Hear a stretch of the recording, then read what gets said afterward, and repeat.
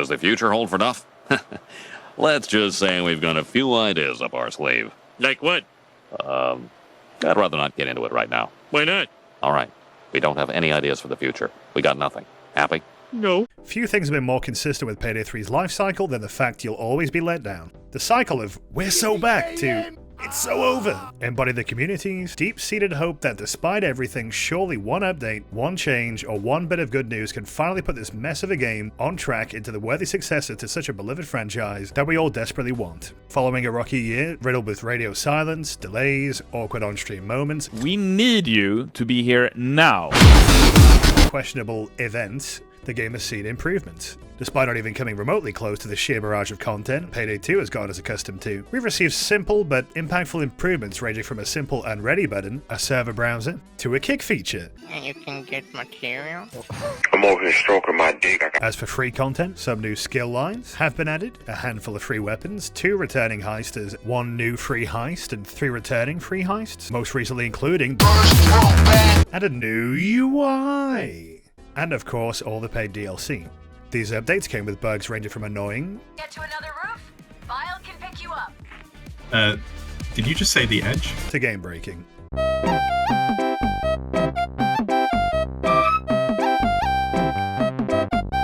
It felt like Starbreeze was incapable of releasing a single patch that wasn't filled with delays, bugs, or server issues. And yet, some of us never truly gave up hope. Still sticking around the game and waiting on each blog post, and truly attempting to see the medic bag as half full, not half empty. The chance for community goodwill and fun having is there. Andreas himself acknowledged the Boys in Blue shitposting, for example. Payday's first year was undoubtedly turbulent, and yet had its share of genuinely valuable additions to the game. And as we approach the end of the so-called Operation Medic Bag period, the huge question looming on the remaining Payday 3 fans' mind would be, what's next? Is this? Watch your profanity. Despite constant deliberation, waffle, and promises that the game is seeing a positive uptick, Starbreeze in their infinite wisdom have decided to, in essence, pull the plug on Payday 3's hope for a resurgence by even further reducing the amount of people working on the game. We fixed that now, so I think we are kind of back to core where we should be with Payday at the moment. A year 2 for Payday 3 seemed like a no-brainer. We can get more content, more heists, more updates. A man can dream, though. A man can dream. Well, as it turns out, the biggest hater of Payday 3 is Starbreeze themselves. Now usually, when Payday 3 is a shitty update or Starbreeze messes up in some humorous way, I prefer to just make fun of it, move on, while deep down having a level of faith, or at least cope, that things will take a turn for the better. However, I see nothing good coming from this baffling decision to gut the chances of the game's success even further, while frankly despite incremental improvements, I would argue that a lot of work still needs to be done. The UI rework, for example. Yes, on the surface, it looks better, but as soon as you start using the actual menus, you start to realize that it's just the goddamn same menu as before. There's been no fundamental changes to how the sub-menus work. The base heist of the game has seen no improvements or rework since launch. They're still full of circles, the same old gameplay, there's only maybe 1 or 2 locations for each objective. They're all incredibly repetitive. Progression, once you hit max rank, means absolutely nothing save for a number that doesn't even appear in-game, and some skins and stickers that are randomly thrown at you.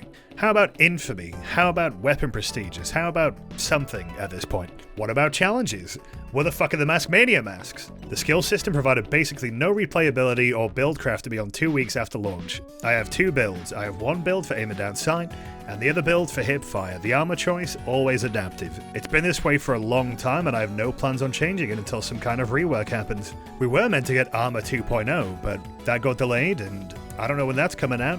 The balance of the game is not where it needs to be. Overkill is essentially a cakewalk, and really weapon balance in general could use some work. Then again, seeing how long it took them to buff the Northwest B9, I don't think I'm expecting any weapon balance changes anytime soon. As for the offline mode, I don't know what that is. They haven't mentioned it in a while, it doesn't seem to be happening. I understand that's a lot of negatives. However, to illustrate the point that significantly less investment isn't going to cut it for the future of Starbreeze's flagship IP, it's only fair to bring up the issues most have dealt with over the year in the hopes they may eventually be addressed or improved. And who knows, maybe a small dev team can still get these fixes out. But with what was done with the so-called strike team within a full year for Payday 3, I feel like we should expect less, not more. I mean, we don't even have a roadmap for year 2. Well, we do have this. The game as it stands still feels unfinished, crawling slowly to being the game I feel like it could be. Yes, I enjoy the new stealth mechanics. Yes, I enjoy the gunplay, and I genuinely enjoy some of the new heists and concepts on show. But this is simply not enough for the game to survive. And the player count is already dwindling. Not to mention, word of mouth about Payday 3 has been in the gutter since launch. Consistently, any conversation around Payday 3 is marked with skepticism, negativity, or mockery. The cool value Payday once had is gone. Goodwill has been tossed out. The message from Starbreeze seems to be that of, the game is complete, on to the next project. We fixed that now. While anyone who still continues to play Payday 3 will tell you that's absolute I don't have a conceptual issue with Starbreeze wanting to broaden their horizons with another franchise, or game at all. They're a game studio, go ahead. However, one would assume the quality of the next product from a studio will vaguely follow suit of the quality of their previous game. With the reputation Payday 3 has, and what state Starbreeze are confident with leaving the game in, does not paint a positive image for Starbreeze's next game. Not much is known about Bax to be on a literal elevator pitch and 2 PNGs. I feel like the hopes of this project not being DOA are very slim. Ouch.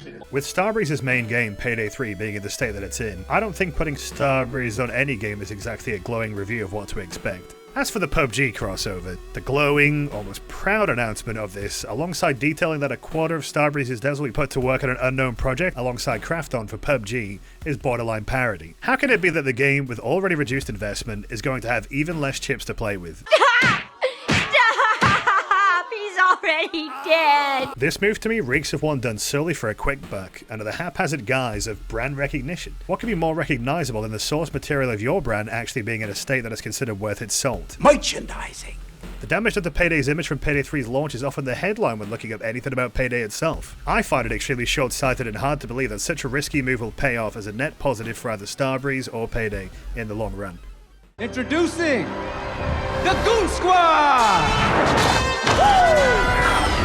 The motivation and direction of current Starbreeze management has me genuinely concerned, to the point of entirely giving up hope for any of Payday's chances as a franchise, let alone a game. You simply cannot fail to deliver on a product many, including myself, are extremely excited for, do the bare minimum of fixing it while leaving it far from complete, then give yourself a mission accomplished medal before you're even close to the finish line, and then expect people to buy into the next big thing. Starbreeze, the big thing was Payday 3. And you've let the community and fanbase down. We had a good thing, you stupid son of a bitch. A community that has remained resilient through the wild ride of Payday 2's multiple controversies, through Update 237, through a crappy launch period. Simply sedating Payday 3 into a slow, gradual death isn't going to go by unnoticed. Really speaking, Payday 3's whole lifespan has been marred with shock, disappointment, and genuine amazement at how often things have gone wrong. How often the approach of, it'll be alright, has failed in ways I couldn't even imagine were possible. The love I have for this franchise is not one I take lightly. It's given me a community, it's given me long-lasting friendships. I mean, I got to play the game early. I got to go to prison. Big spider. To sit calmly while witnessing it die in real time is simply not something I could ever bring myself to do. Even still, in talking so much shit about Starbreeze, the lack of quality the game has, the future that it could have, I still hold on to that thought that the franchise can finally see justice and become what it should have always been, an excellent follow-up to a legendary 10 years running game that is amongst one of my favorite co-op games ever. Sadly, this is perhaps the least confident I have ever felt in holding on to such a hope. I don't know what Starbreeze expects to happen, what audience they want, what profits they seek. If they can't make Payday work, what can they do? Truly, I hope this video ages poorly. I hope this highly skeptical, negative, fearful outlook on the future of the game turned out to be wrong, and the game somehow sees a miracle output in ways that bring the game back on its feet. It is far from the worst game on the market. The treatment of the game itself by its own studio bothers me far more than the genuine state of it. It is absolutely possible to bring this game up to standard. And no, this isn't me giving up on Payday as a whole, but as for Payday 3 and its future, in my opinion, it's not looking good one bit. If you sat through all that yapping, thank you. It's not often that I talk about my thoughts on Payday 3 on this channel, but the recent news about lower investment, PUBG, all that crap just really took the cake for me. And it's probably worth mentioning now that I am no longer Starbreeze partnered. I've decided to leave the program, if that wasn't already obvious by the presentation of the video. And yeah, well, I'll see you next time and hopefully a more positive video. Take care of yourself. Goodbye.